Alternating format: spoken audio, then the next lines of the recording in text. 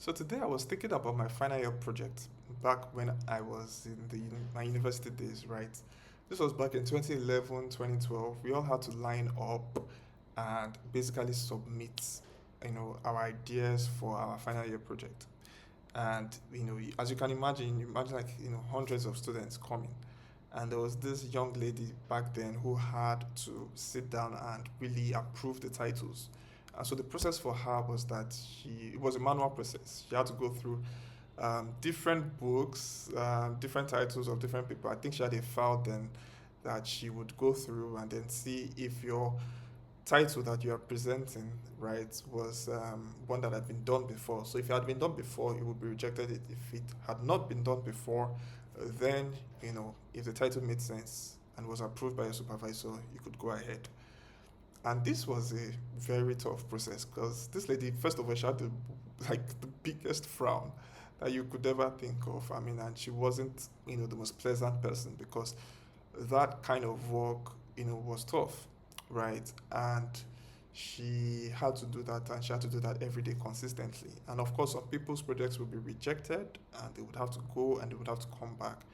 So doing this every day, this same task, was she wasn't happy with it, and it was obvious.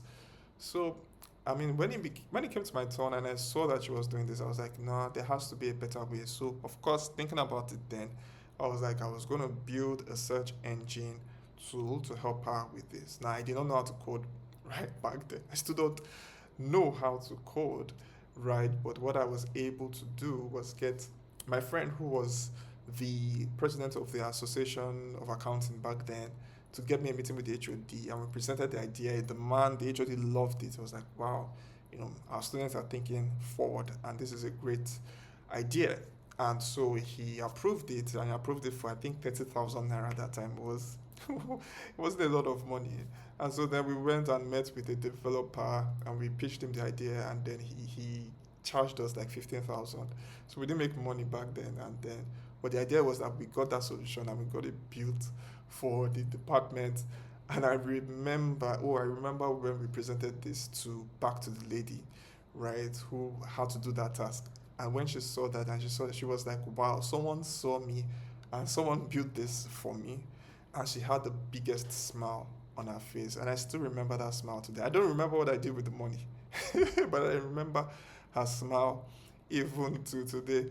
And it just reminded me. I was thinking about that story and I was like, wow, that's really the whole essence. And it's still the same thing that I'm doing to today, right? Is really seeing how I can use technology to make people's lives easier, to automate, difficult tasks, things that are repetitive, things that irritate them, and especially around their businesses, around their processes, right? Whether it's in enabling them with sales, enabling them with lead qualification, enabling them with tools that help them automate their businesses and all of that. So, so I got this text from one of our clients, right? And he sent it to me, and it was really what jigged my memory because he said, "Thank you, kind sir. Very excited for this push. It will make everyone's lives a lot easier."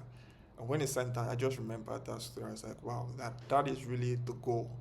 The goal is how can we use technology to make people's lives easier, not replace people, right?" And so what AI really does is it helps you to eliminate what is repetitive, what is mundane, things that are just irritating, and helps you to focus on things that are fascinating and motivating.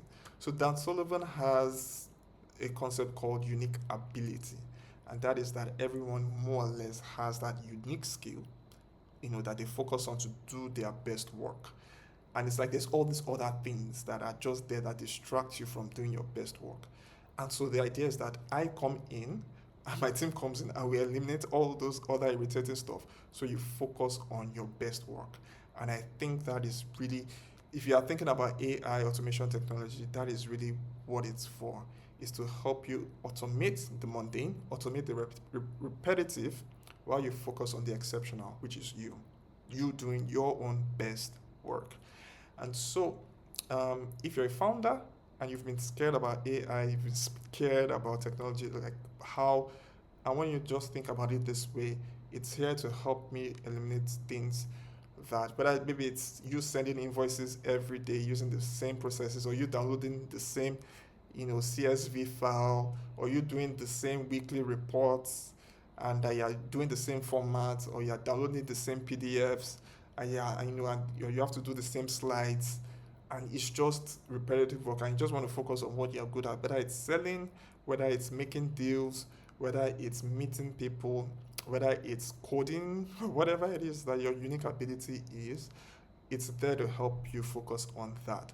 So if you would like to, maybe you have a couple of irritating stuffs within your business, and you want to have a conversation with someone to see how can I begin to eliminate some of these things, then we can have a chat. But if not, that's fine. The idea of this video is to get you to understand that AI is here to help you automate the stuff that you don't want to be doing. Thank you, and see you in the next one. Bye bye.